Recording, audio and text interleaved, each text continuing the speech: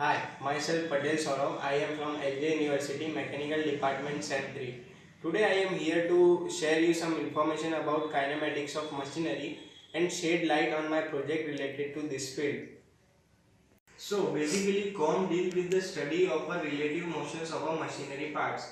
In this we learn about kinematic link, pair and chain, 4-bar mechanism, a single slider crank and its inversions, velocity and acceleration diagram for mechanism as at instantaneous point, uh, terminology of gear, classifications of gear like spur, worm and worm wheel, uh, helical, etc.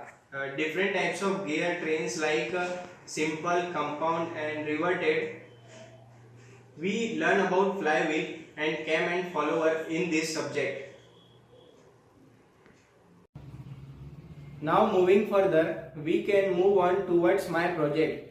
In my project, I have used simple gear train. We can recognize simple gear train easily by seeing a shaft contain only a single gear. In simple gear train, there is mainly a driver shaft, a driven shaft and ideal gear shafts. The function of ideal gear shaft is to decide the direction of the driver or driven shaft. If we take odd number of intermediate gear, so the direction is same for driver or driven shaft. If we take the even number of ideal gear, so the direction of driver and driven shaft will be opposite. Now moving towards the project, as you can see I have used simple gear train. Here this will rotate, this will give motion, this gear will give motion to the Geneva mechanism, and these two gears are used for power transmission. This last gear will do the motion of a scissor up down.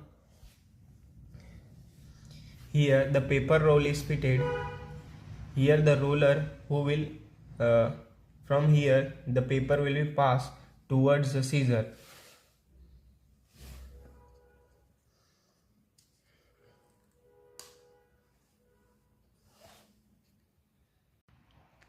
Thank you for seeing my project. Hope you learn something new.